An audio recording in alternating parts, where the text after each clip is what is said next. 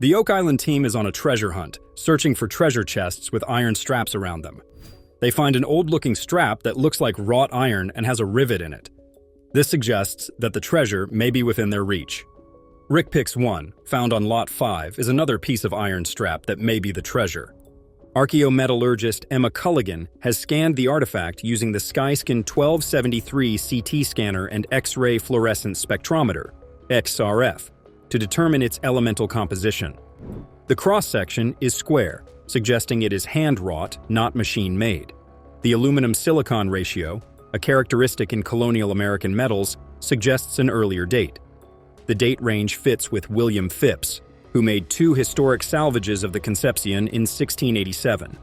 Sir William Phipps and a Masonic associate named Captain Andrew Belcher may have hidden the missing riches on Oak Island, based on their secret knowledge of an ancient vault buried in the Money Pit more than 3 centuries earlier by members of the Knights Templar. Marty suggests comparing the metallurgy there to the Phipps collection to see if it matches. Is it possible that this artifact might be related to the numerous iron tools previously found on Lot 5 that were scientifically linked to the birthplace of Sir William Phipps? More importantly, could these discoveries and older ones dating back to as early as the 14th century help explain why the team has found evidence that multiple treasures could be buried in the Money Pit area? The Oak Island team is searching for a treasure chest with iron straps around it, which they believe may be within their reach. They are also exploring the possibility of finding other connections between the Money Pit and Lot 5 through archaeological analysis and the discovery of an ancient vault buried in the Money Pit. Rick Lagena and his team are working on a treasure hunt in the Money Pit area, with the hope of finding the legendary Shaft 6 tunnel. They have just recovered evidence of the 1861 structure known as Shaft 6 at a depth of 105 feet in the RP1 caisson. The wood they are seeing is fractured in itself, 2 distinctly different types, which could represent a collapse feature. The team is excited to find the wood, as it could be original Money Pit wood or recribbed Money Pit wood that traveled 18 feet through a tunnel into Shaft 6 after the collapse. However, they are losing sunlight and need to go deeper tomorrow to get the treasure. Rick, the leader of the team, appreciates everyone's hard work and hopes that their dedication to build upon the efforts of the faithful searchers who came before them may now be on the verge of paying off. As they reach further into the dark and mysterious depths of the Money Pit, they may discover a vast cache of Spanish silver, gold, and jewels, or perhaps something more profound and priceless. After 230 years, perhaps the ultimate revelation will take just one more day. Rick, Marty, Craig, and the team are determined to find the treasure and continue their search for the legendary riches that treasure hunters have been seeking for over 2 centuries. With the help of their team, they hope to find the one thing that will bring them closer to their goal. Over the past 230 years, hundreds of people have attempted to reach the bottom of a deep, ingeniously designed shaft known as the Money Pit on Oak Island. However, every attempt has been thwarted by sudden and extensive underground flooding, leading many to believe that whatever lies buried more than 100 feet down is guarded by an elaborate network of booby traps. The world's longest-running treasure hunt dates back to 1795, when Daniel McGinnis discovered a 13-foot diameter depression in the ground near the eastern end of Oak Island. After digging down some 10 feet, they found a platform of oak logs.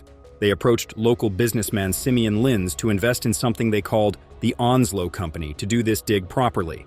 The following year, they were able to dig down to an unprecedented depth, and every 10 feet they were hitting these platforms of rotting oak logs. When they reached the level of 90 feet, they found something very different. When they reached the level of 90 feet, they found a stone inscribed with some weird symbols that they couldn't translate or interpret, but they soon realized that it served a much different purpose. When they returned the next morning, there was 60 feet of water in the Money Pit. It seems that when they remove the stone, that triggers a booby trap and the whole thing floods. In 1849, a new search group called the Truro Company also fell victim to deep underground flooding during their excavations in and around the Money Pit. However, they did succeed in making a crucial observation. They realized that the water pouring into the Money Pit was salt water, so they realized it was being fed by the sea. They discovered that the beach in Smith's Cove was actually an artificial beach, with strange box drains made of some light cobblestone as part of a booby trap system.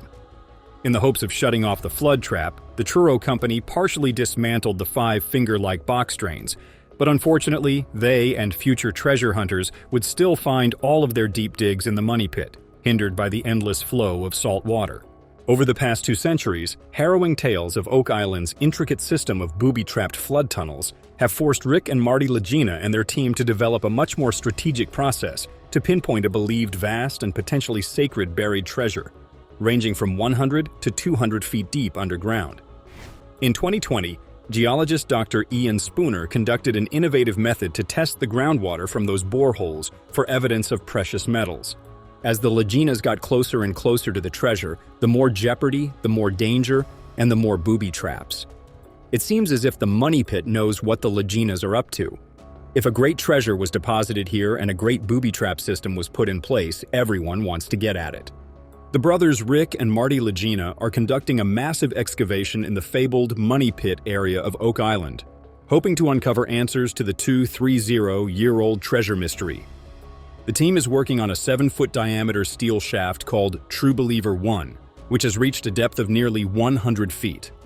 This shaft is believed to be located within the original money pit due to recent groundwater tests revealing high traces of precious metals below the 100-foot level. The team has also retrieved remnants of a mysterious wooden tunnel, which looks like the vault. A previous core drilling operation this year recovered possible evidence of the fabled Chappelle Vault, a 7-foot-high container first reported by treasure hunters Frederick Blair and William Chappell back in 1897.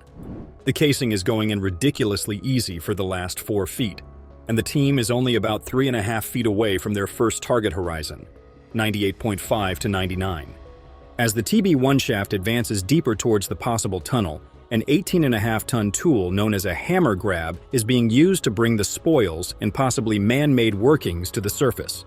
The team is approaching the depth of the tunnel, and they are expecting to encounter a lot of wood if it is indeed a tunnel. They are at about 111 feet right now, which is the very end of their first zone of interest. An interesting piece of wood has been found, with grooves and a dowel.